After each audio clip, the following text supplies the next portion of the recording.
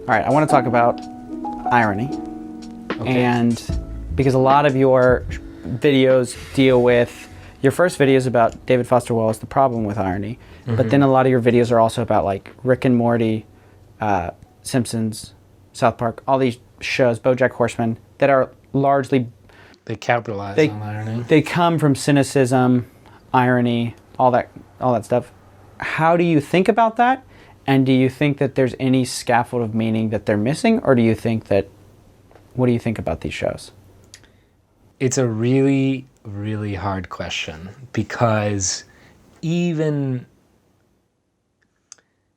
once you're teaching from that mode of discourse, like once you're teaching from irony and you are using it to pull back the veil on things and say, this is not how it seems, kind of, right?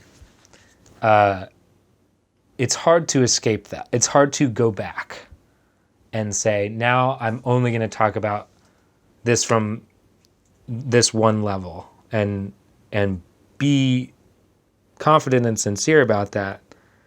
And I'm not going to talk about the potential underlayer that subverts that. Yeah, right. It's a sword that cuts both ways. It cuts both ways. I mean, I can't make the point any better than Wallace did however many years ago, which was just like, once everything is saturated with that, where do you go from there? Like once you've ironically deconstructed everything, then what? Like what do you do next? Yeah. Like, and we talked about this just at lunch, which was that like you can see these hyper sincere figures coming into the mainstream because there are a lot of people who are lost because everything in their generation has just been so taken apart to the point where they're like, what should I believe? Yeah. And then someone comes along and says, here, I have one set of beliefs for you. And I'm going to speak charismatically, and I have these ideas that are appealing, and here's your framework. And then you see those people just flying up. And one of the big problems with irony is it's a great way to, show things for what they are in some respects. But again, it doesn't lead you necessarily to an answer, which is a big problem with irony. Yeah. In terms of the shows that you mentioned, though, one of the things about them is I think they know that. Like these writers know about this problem.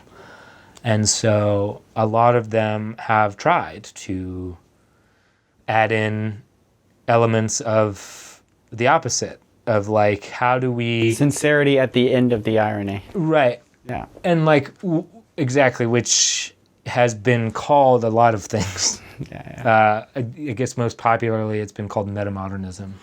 Yeah, right. It's very hard to define easily, but essentially, like, for example, bojack Horseman, like, he's so well trained in the cynicism of the, like, just like the audience. And the way to pass through that is essentially to have him say something ironic or cynical and then have the opposite be true in the narrative. And I think Raphael Bob Waxberg is a genius when it comes to this, which is sort of like, I'm going to take something that everybody is so ironic and cynical about and then show that it's not necessarily the be-all, end-all truth about the matter, and that it can also go the other direction a lot of the time. Yeah. And so I think a lot of writers know this problem. They've been working on it. I think one of the big problems remains is that irony makes the viewer feel smarter than they are. It's true. That's so true. It's just a fact. It's like, ha, ha, ha, I'm in on the joke. So, and that keeps someone attached to it. Right. And so when someone watches Jon Stewart and he makes an ironic comment. Oh, this is old now. He's not on TV. But like when they feel like they're in on the joke, boom, you activated the tribal senses. That person is ready to keep listening to them being holier than thou, ironic above the other person. It remains a problem in culture. I don't think it's as bad as it was when Wallace was talking about it. At least I don't think so. Like, I think there's so many other outlets now with the internet that you don't have to be stuck there. Sure. I was definitely stuck there, which is why he's so influential on me. Is like, I thought it was the be-all, end-all. I was raised on Jon Stewart. I was raised on simply treating things as ironic constantly.